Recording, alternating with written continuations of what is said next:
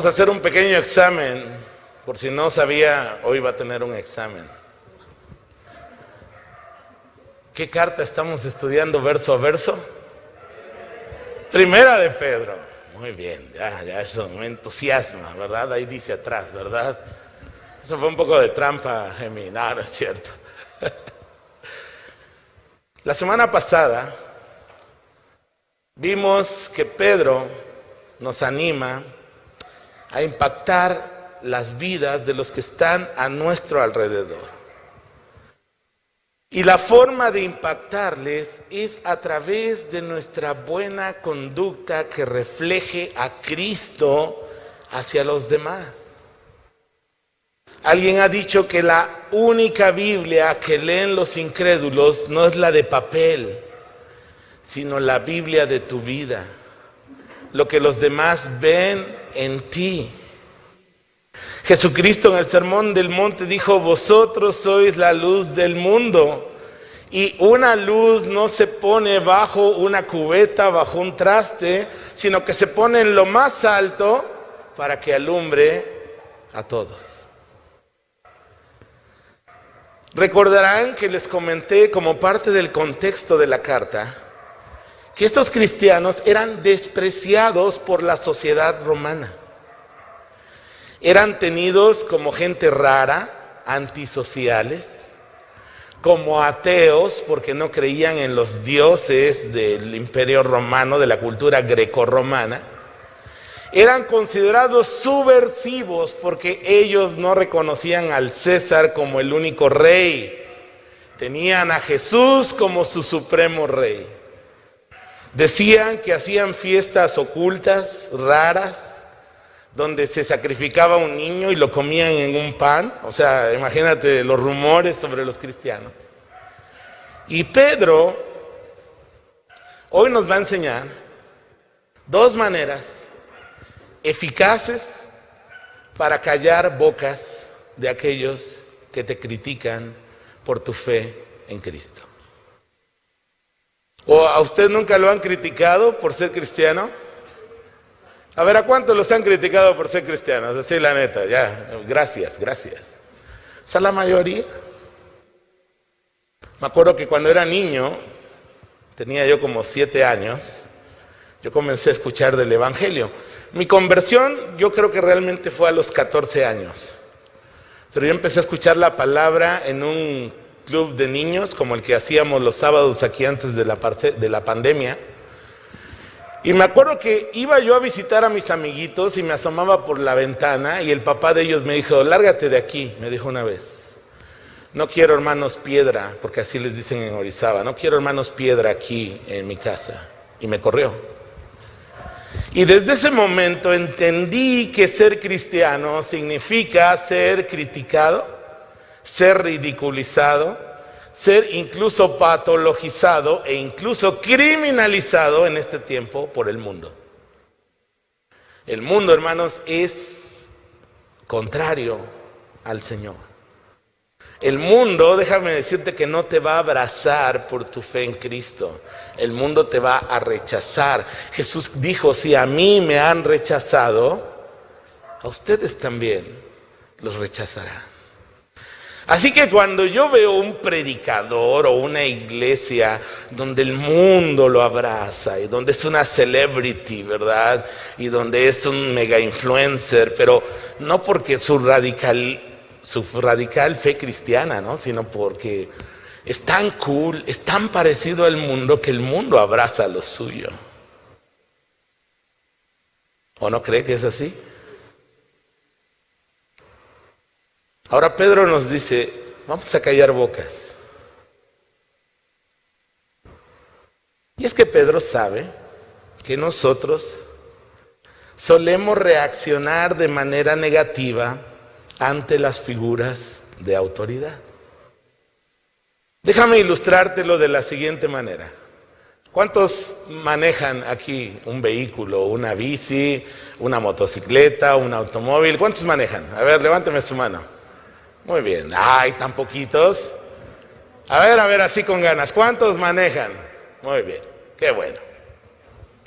Ahora, usted sabe ¿me puedes regalar una botellita o un vaso con agua? Aquí está, gracias. Deme un segundo. Y ahora, no sé qué me pasa.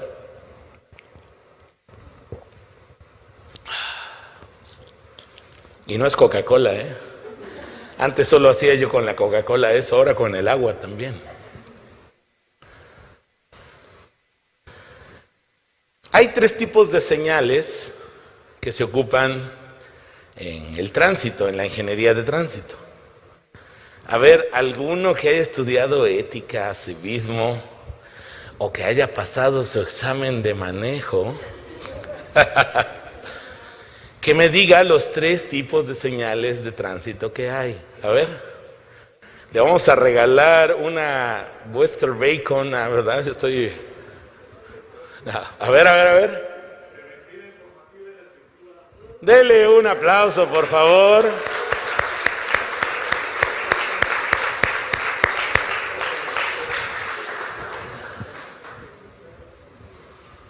¿Qué pasó con todos aquellos que manejan? Bueno, les voy a mostrar unas imágenes. Gemi, ¿me va siguiendo, por favor? Miren, como bien dijo David, que se la sabe de todas, trae el reglamento aquí bajo el brazo. Tenemos señales informativas que son a las que solemos reaccionar mejor. Cuando tienes ganas de ir al baño, dale un premio, por favor, a David.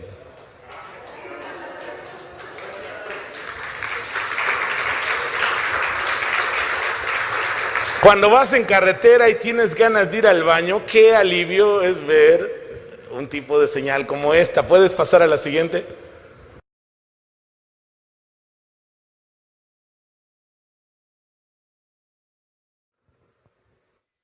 Ahí donde dice baños, ¿no? Hasta descansa uno. O cuando se te va acabando la gasolina y ves el icono de gasolinería. Generalmente reaccionamos bastante bien a las señales informativas.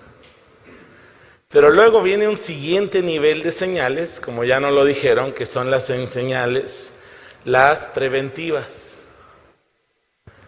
Y como que ya no reaccionamos tan bien a ese tipo de señales, ¿no?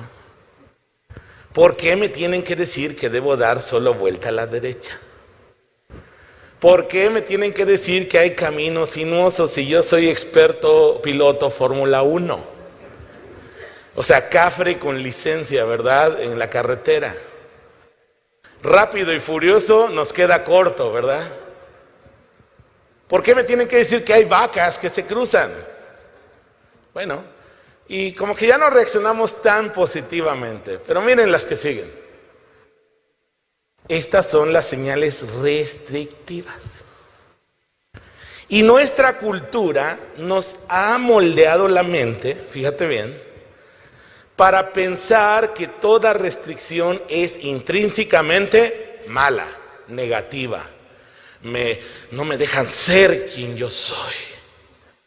No me dejan expresar mis sentimientos de maniático al volante. Mira, la primera señal, alto. ¿Por qué me tienen que decir alto?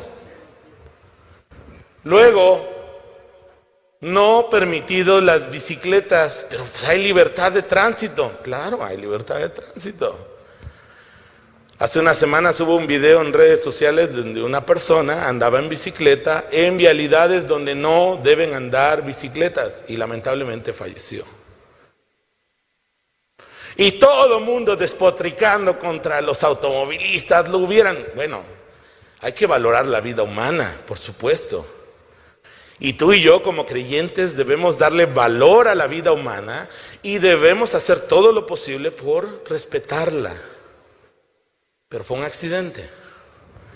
Pero luego viene la siguiente señal restrictiva, 80. Y para aquellos amantes del relativismo, ¿verdad? Dicen, bueno, yo la interpreto como mínimo 80. ¿O no? ¿A cuántos les han infraccionado por ir arriba del límite de velocidad? Gracias por su franqueza, hermano. Pero no nos gusta que nos marquen un límite de velocidad. ¿Por qué nos marcan un límite de velocidad y no me dejan ser con mi auto poderoso de 4 cilindritos, 1600 motor, que va destripándose el pobre por ir arriba de 80? Yo diseño cosas de vialidades y diseño curvas, diseño entronques, salidas, entradas. Y los que diseñamos siempre estamos pensando en dos cosas: en la velocidad de proyecto y en que muchos, la gran mayoría, no la respeta. ¿Por qué hay una restricción de velocidad? Porque si la rebasas, todas las características geométricas que van a darle estabilidad a tu vehículo van a ser rebasadas y puedes sufrir un accidente muy fuerte, incluso de consecuencias fatales. Yo cuando entrego mis proyectos pongo ahí velocidad de proyecto 80, 100, 110, dependiendo de la carretera, kilómetros por hora. Y entonces lo que se levanta una curva, el peralte se llama, o sobreelevación, tiene una razón científica de ser para esa velocidad. Cuando tú vas arriba de esa velocidad, los ángeles se bajan y te dicen, ahí tú vas solito, tú te haces bolas. Luego, ¿quién no se ha topado con la señal esta de prohibido? ¿Qué significa? Prohibido, la primera de aquel lado. Pero ¿por qué me hacen ir más lejos? Voy a prisa, tengo prisa. ¿Me van a hacer gastar más gasolina? ¿Nunca lo has pensado? No viene ningún poli, pues órale, ¿no? ¿Y qué tal la que sigue? ¿Sabías que en Querétaro el reglamento de tránsito prohíbe el uso de dispositivos móviles mientras vas manejando? ¿Cuántos lo saben? También está prohibido en la iglesia, por favor. No, es convicción. Y la última. ¿Qué significa la última? Prohibido estacionarse. Pero señor policía, usted no entiende la prisa que yo tengo. Hace años, cuando estaba más joven, una hermana necesitaba donadores de sangre. Por cierto, hermanos jóvenes, cuando haya necesidad de donar sangre, digo, también los grandes podemos, pero ya tenemos achaques a veces o hemos padecido enfermedades que nos limitan a poder donar. Pero una hermana necesitaba donadores de sangre y yo me ofrecí y fui. Y no había un lugar para estacionarse y me estacioné mal. Ahí estaba la placota, imagínense un cristiano ahí estacionándose donde está la E con diagonal cruzada. Y entonces según yo me bajé rápido, llegué, me presenté, me chupó la bruja, ¿verdad? Perdón, la enfermera me metió la agujota así, 2 veces te pican. Yo digo, ¿por qué? Si tanto miedo que me dan las agujas a mí.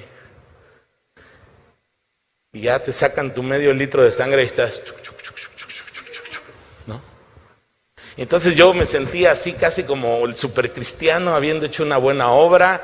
Salgo a buscar mi carro y tiene un tiquetzote ahí clavado por haberme estacionado mal. Y justo se iba el policía después de haberlo puesto.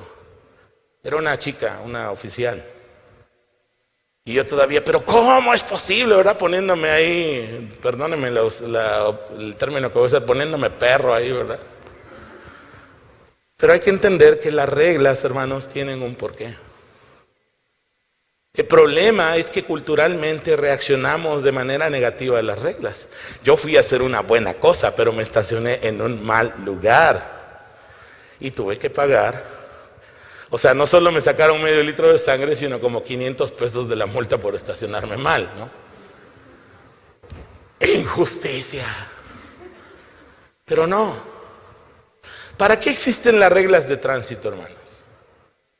Para que transportarse no sea un caos, para que al transportarnos podamos hacerlo de manera ordenada, armónica, segura, y que de esa manera la sociedad pueda convivir de una manera sana. ¿Qué pasa cuando alguien violenta las reglas? Empieza a haber caos. Y hay muchos que se pasan las reglas. Por ejemplo, tú estás ahí estacionadito esperando el rojo, buen cristiano, cantando, ay, a Cristo, solo a Cristo, ¿verdad? Y pasa un tipo así como si nada, pasándose el alto. Y entonces, honestamente, uno se siente tonto por un momento. ¿O nunca has sentido eso? Yo sí. Me dan ganas de alcanzarlo, jalarlo de la oreja y regresarlo, ¿verdad? Pero quiero decirte que el problema no es pasarse una luz roja o estacionarse en un asiento para discapacitados en un lugar. El problema es que eso refleja nuestra actitud ante la autoridad. Y cuando no tenemos una teología correcta, nosotros como cristianos, con respecto a la autoridad, vamos a padecer mucho y no vamos a aprender a reconocer que Dios va a usar esa autoridad de una u otra manera para nuestro beneficio como cristianos y para la sociedad. Quiero que abras tu Biblia en Primera de Pedro, capítulo 2, por favor. Primera de Pedro, capítulo 2.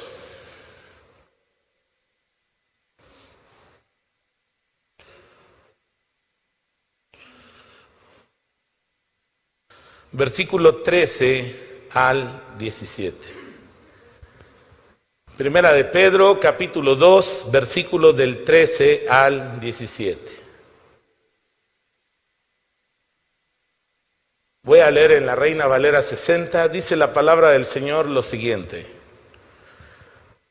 Por causa del Señor, subráyele ahí, someteos a toda institución humana, ya sea al rey como a superior, ya a los gobernantes como por él enviados para castigo de los malhechores y alabanza de los que hacen bien.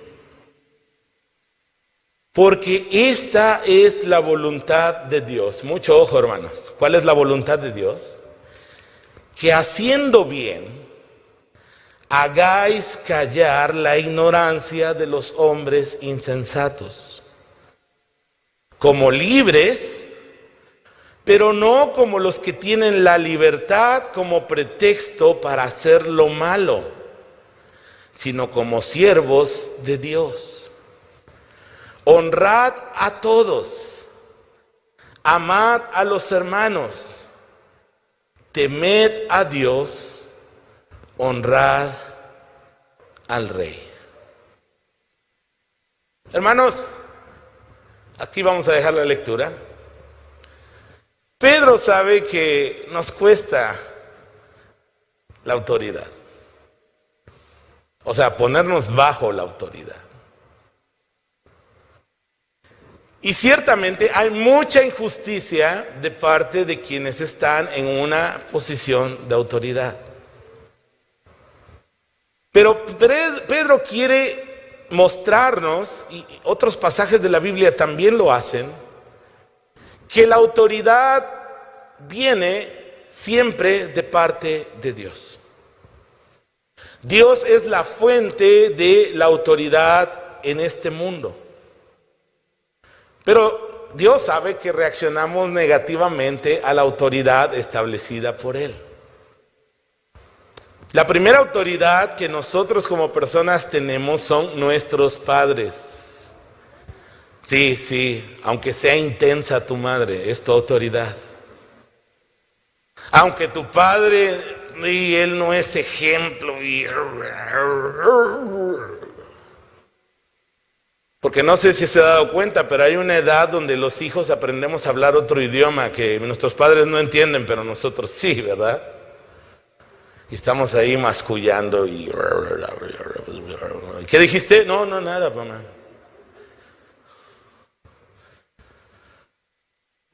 Y Pedro nos va a decir dos formas eficaces de callar bocas. Dice el versículo 13, por causa del Señor, someteos a toda institución humana. La idea de someternos, hermanos, es un verbo interesante. En primer lugar, significa ponernos bajo la autoridad. No es una sugerencia. Si tú te fijas en la gramática, en este verbo es un imperativo. Pero es un imperativo pasivo. Son unos verbos raros que se dan en el Nuevo Testamento. Implica, en este caso, que hay una decisión, o sea, no estamos sometiéndonos, poniéndonos bajo autoridad a fuerza. Porque a fuerza ni los zapatos entran. ¿Está usted de acuerdo conmigo? Sino que es un acto de nuestra voluntad saber que hay una autoridad establecida por Dios a la cual Dios nos dice debemos decidir ponernos bajo esa autoridad. ¿Y es fácil? ¿Qué piensa usted? Chicos, hijos, ¿es fácil estar bajo la autoridad de sus padres? Así la neta. Mi hija me ve y dice, no voy a decir nada. Esposas, ¿es fácil someterse o ponerse bajo la autoridad de sus esposos? Misógino, machista, eso es violencia. Tus micromachismos son violencia. Ahora, la violencia en cualquier expresión está equivocado. No me vayas a malentender. Hombres, el machismo es pecado contra Dios. ¿Queda claro? ¿Sí, hombres? Nadie dijo amén. Chicas, el feminismo radical, que es la versión que hoy tenemos, es pecado contra Dios. Porque no es la visión bíblica de la feminidad y la masculinidad. ¿Quieres encontrar una nueva manera de relacionarse hombre y mujer? Ama la Biblia, estudia la Biblia, pero sobre todo ponlo en práctica al tratar a tu esposa y al tratar a tu esposo. Y vas a descubrir otra dimensión. El gran problema de muchos machos evangélicos es que han tomado su cultura machista, le han dado una embarrada de Biblia y con eso dicen que son buenos machos evangélicos. Y conozco demasiados. Ay, hermano, me dice una vez un hombre hace como, no digo cuántos años, pero ya bastantes. Sí, solo le di 2 cachetaditas, me dijo. Yo le dije, estás deshonrando al Señor. Pero ¿cómo, hermano? Si se veía buen cristiano el tipo. Nomás le puso 2 cachetaditas. Ella intentó asesinarme, me aventó la plancha, me dijo. Lamentablemente, hermanos, historias como esas se repiten muchas veces en los hogares cristianos. Pero entonces, hermanos, nos cuesta trabajo ponernos bajo la autoridad del maestro. Es que los maestros no son autoridad. No directamente, pero tienen una autoridad de parte de una institución. ¿El policía tiene autoridad? Claro que tiene autoridad. ¿Qué hagan ellos con la autoridad? Es algo a lo que le van a dar cuentas a Dios, aunque ellos crean que no. Van a dar cuentas. Y yo te animo a que oremos por nuestras autoridades, en especial por nuestros policías, hermanos, porque ellos se meten en muchas situaciones de peligro, de ofensas. A mí me da vergüenza como mexicano y como cristiano ver tantos videos donde la población haciendo mal humilla, golpea, violenta a nuestros policías. Y David, gracias a Dios por tu vida y porque sé que con honor ahí tú representas a un hijo de Dios. Vamos a darle un fuerte aplauso a nuestro hermano David y a todos nuestros policías estatales, municipales, Guardia Nacional, porque hay muchos buenos policías, hermanos. Me encanta un ministerio de Calvary, Tijuana, hermanos, donde tienen un ministerio de capellanía hacia los policías. Y hacen un excelente trabajo. Y también, si no has escuchado, puedes googlearlo por ahí. Hace unos años, el municipio, uno de los más ricos de México, San Nicolás de los Garza, en Nuevo León, ahí una zona conurbada de Monterrey, tenía índices de violencia altísimos. Y una vez vi un reportaje en Televisa con Denise Merke y otros lo estaban pasando, donde tenían todos los días un tiempo de enseñar la palabra y de oración con los policías que quisieran, pero quiero decirte que ese municipio recuperó niveles de seguridad como muchos otros no lo han hecho. Es que la palabra de Cristo cambia, hermanos. La palabra de Cristo transforma nuestra manera de pensar. Cambia tu mente y cambiarán tus actitudes y cambiará tu vida. Y solo el Evangelio de Cristo puede transformar tu mente, tu corazón y tu manera de vivir. Ahora voy a regresar nuevamente al texto.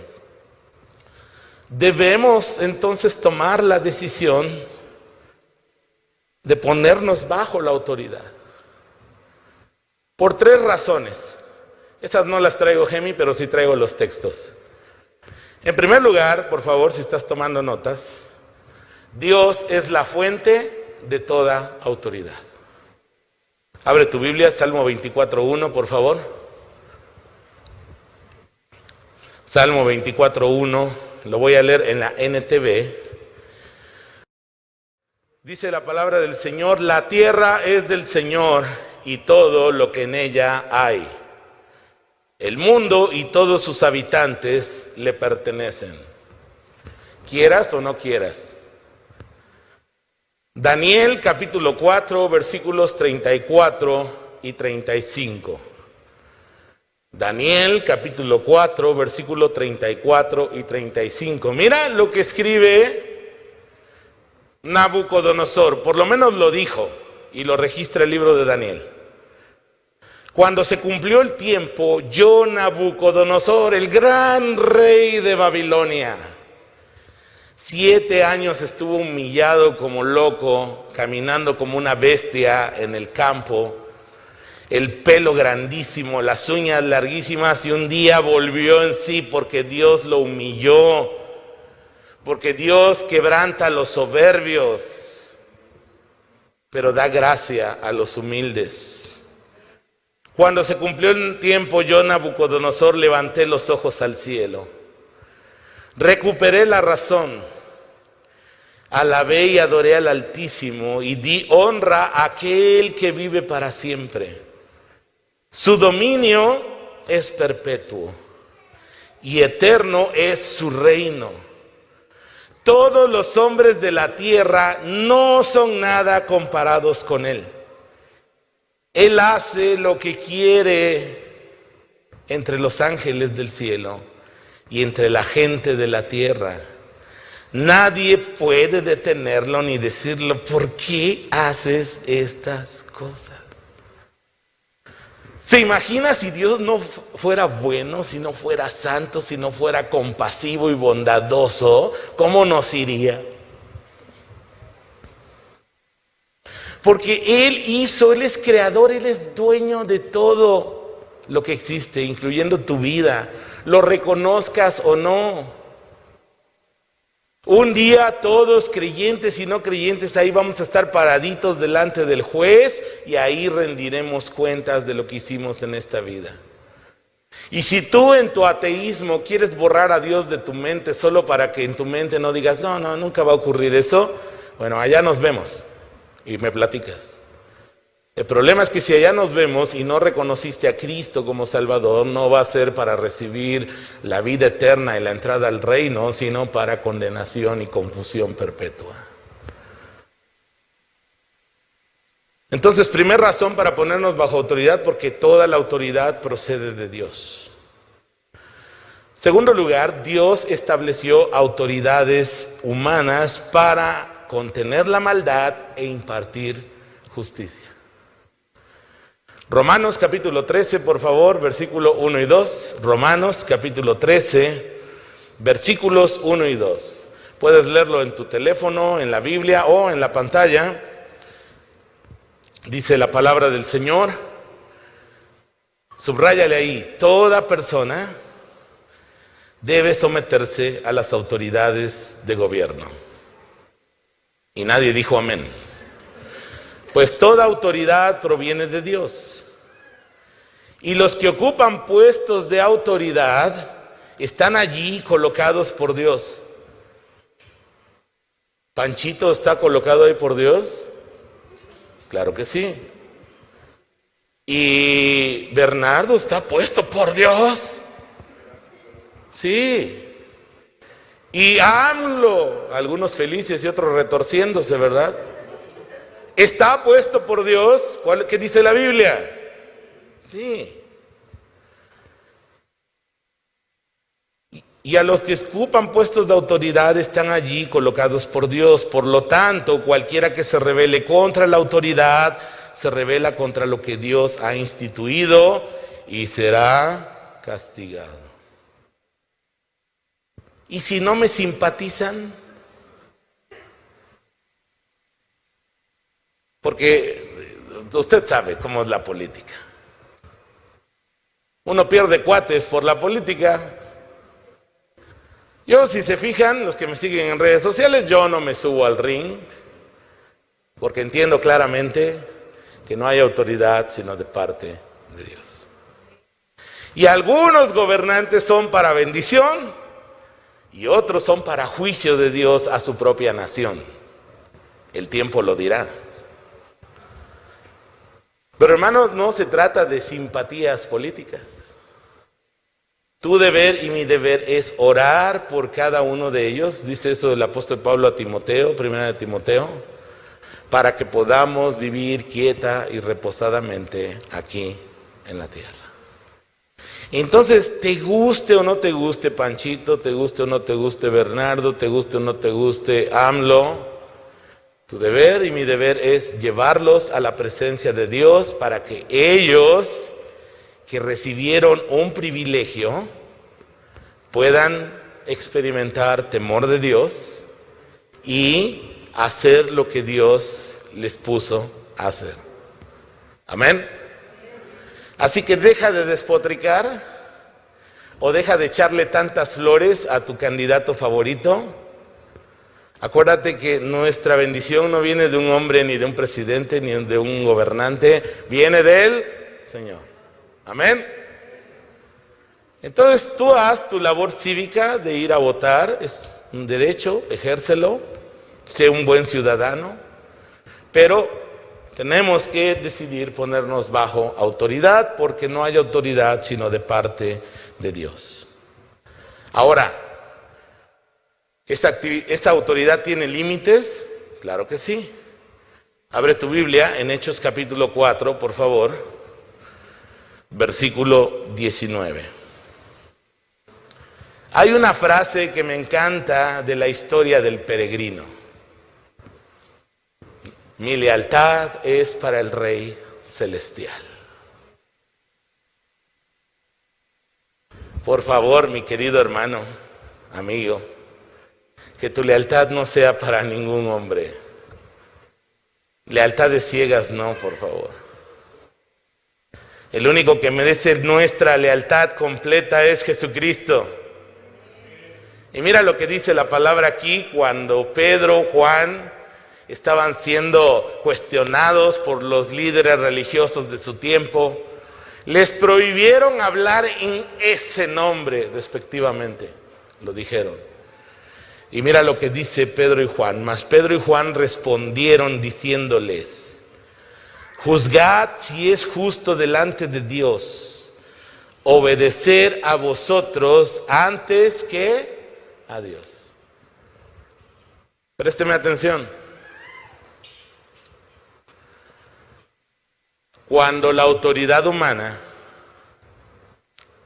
rompe o transgrede la autoridad de Dios, se acabó la autoridad humana. Es necesario obedecer antes a Dios que a los hombres. Si a mí me dicen, señor Miguel, usted tiene que respetar las reglas de tránsito, lo voy a hacer. Si me dicen, usted tiene obligación, porque eso sí, vivimos en una sociedad donde se exigen los derechos. Es que es mi derecho. Y a tus hijos en la escuela les instruyen que tienen muchos derechos. ¿Alguien ha tenido una clase donde le enseñen sobre los derechos de los niños, los derechos del adolescente? A ver, levántame su mano. Ok, pregunta, ¿ahí mismo les han explicado las responsabilidades que tienen? En algunas sí, pero en la gran mayoría, honestamente, no.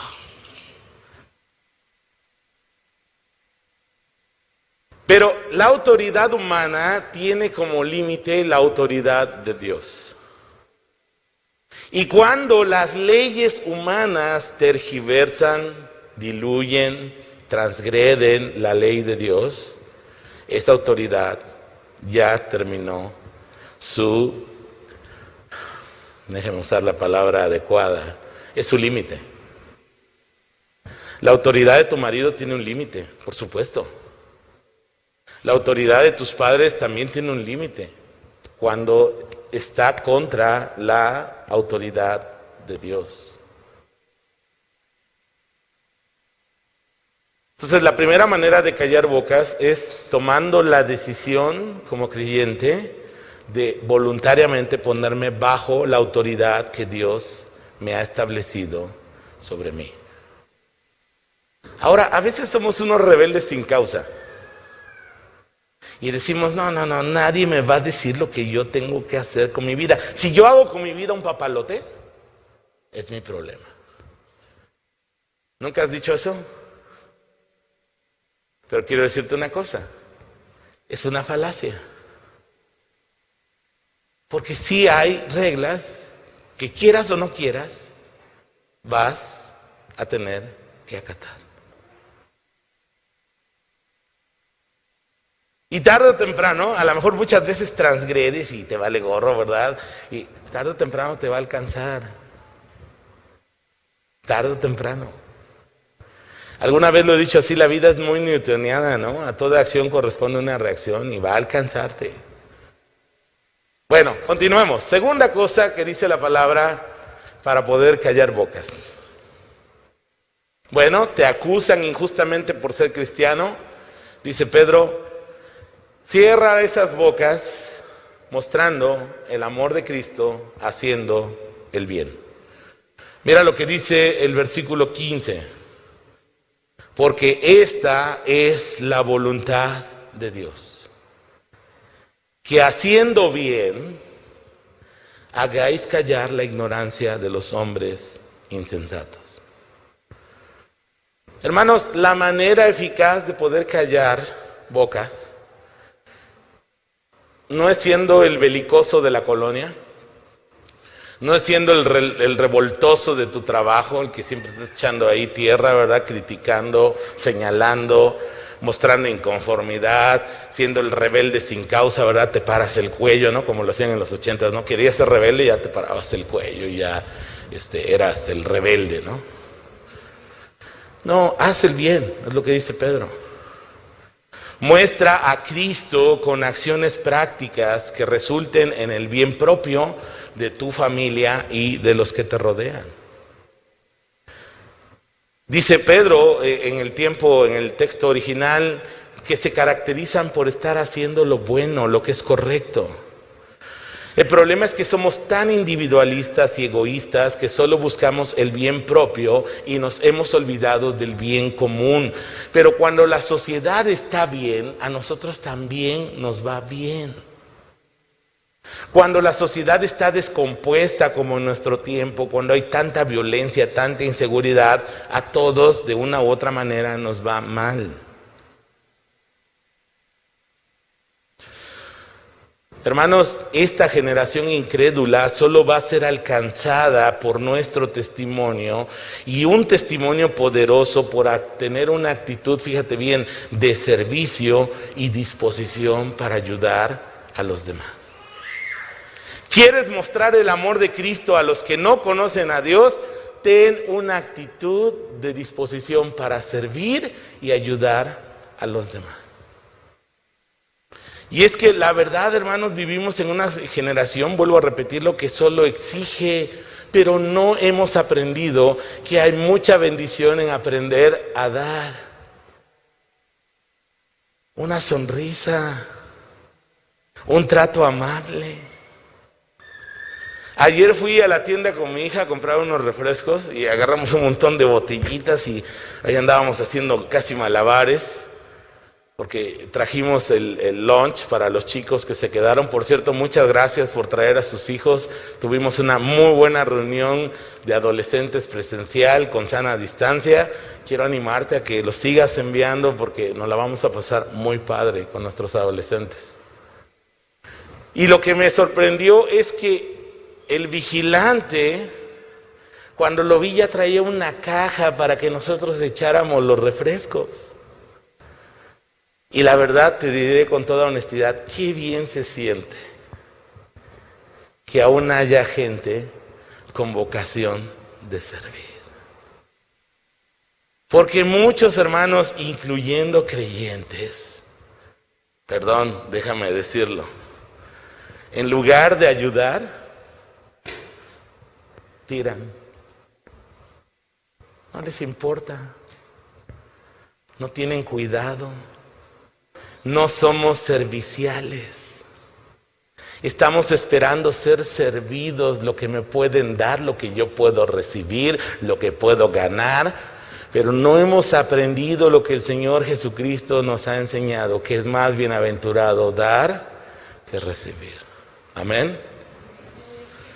Entonces, la manera en que vamos a hacer el bien y callar bocas es mostrando a Cristo a través de una actitud de servicio, de ayudar a los demás.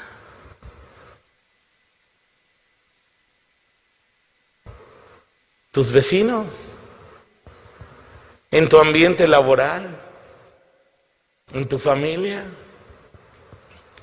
Si eres de los que van a la mesa y comen y nunca levantan su plato, ¿o nunca le ha pasado eso en casa? Dicen por acá.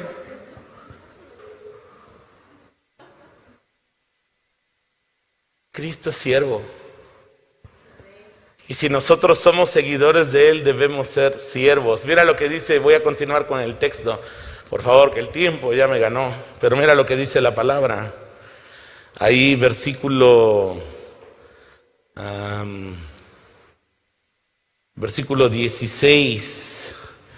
Como libres, pero no como los que tienen la libertad como pretexto para hacer lo malo, sino como siervos de Dios. Y mira cómo termina el texto.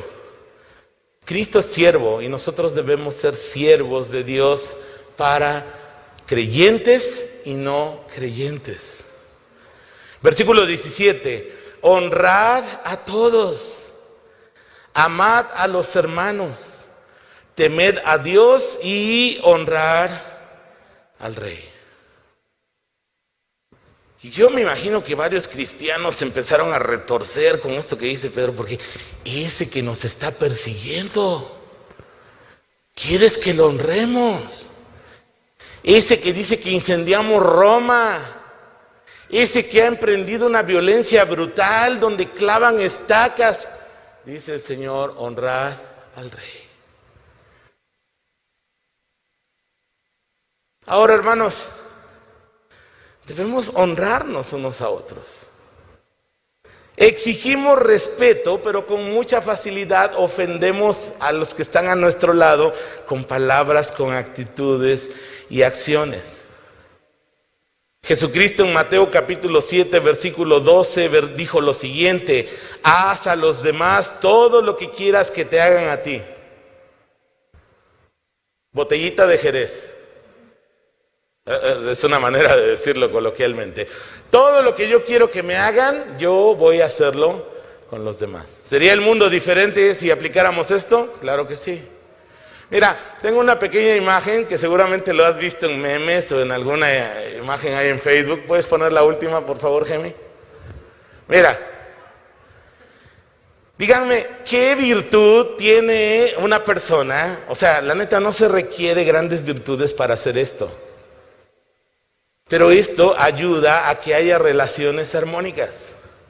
Llegas, saluda. No que a veces parecemos, perdón, pero como burros que pasamos, ¿verdad? Y no saludamos a nadie. Es que no me cae tal persona, ¿no? Hago como que no lo veo, ¿no? Te vas, despídete. Cosas tan simples. Recibes un favor. ¿Cuánto cuesta decir gracias? Pero la neta sí cuesta. Somos orgullosos. Prometes, cumple. Si ofendes a alguien, pues discúlpate, pide perdón. ¿No entiendes? Pregunta. ¿Tienes algo? Compártelo. ¿No tienes algo? No lo envidies ni lo exijas. Si ensucias algo, pues límpialo, así de simple. Alguien no te cae bien, respétalo. Si amas a alguien, muéstralo. No vas a ayudar, pues mucha ayuda al que no estorba, ¿verdad? No estorbes. No vas a ayudar, no colabores, tampoco critiques. Porque muchas veces así pasa, ¿no? O sea, no ayudo, no colaboro. Pero eso sí, mira, tengo un ojo biónico. Tengo una mira telescópica para detectar el último y más pequeño error que tienes. Rompes, repara. Pides prestado, piden prestado, devuélvanlo. ¿No? Yo tengo en mi lista por ahí, en mi teléfono de libros que he prestado y nunca regresan. Ya me da más pena a mí pedirlos. ¿O no? ¿Nunca le ha pasado? Me da pena pedirlo porque hasta voy a perder un hermano, ¿no? Enciendes algo, apágalo. Abres, cierra, compra, apaga. Bueno, eso dice el Señor. Haz a los demás todo lo que quieres que te hagan a ti. Esa es la esencia de todo lo que enseña la ley y los profetas. Hermanos, hemos considerado dos cosas que Pedro nos ha dicho hoy para hacer callar bocas. Primero, toma la decisión de ponerte bajo la autoridad de quien Dios haya puesto sobre ti como autoridad. Y número dos, refleja a Cristo a través de tus buenas acciones. Amén. Terminemos con una oración. Señor, en esta mañana te agradecemos la oportunidad que nos has dado de poder estar aquí mirando lo que nos enseña tu palabra. Ayúdanos, Señor, a reconocer que si seguimos a Cristo seremos perseguidos, seremos criticados, pero también, Señor, es un gozo participar de tus sufrimientos. Por otro lado, Señor, ayúdanos a ser creyentes que cierren bocas, que pongan un bozal, como literalmente dice el texto griego, a través de nuestras buenas obras. Todos un día perdemos la cabeza, perdemos la compostura, Señor, pero que nos caractericemos por mostrar a Cristo a través de nuestras buenas obras. Ayúdanos en el hogar, ayúdanos en nuestra relación padres-hijos, ayúdanos en nuestra relación laboral, ayúdanos en nuestras relaciones sociales y en nuestro ambiente académico, Señor. Te lo pedimos en el nombre de Jesús para que otros te conozcan y reconozcan que tú eres Dios, el Salvador del mundo.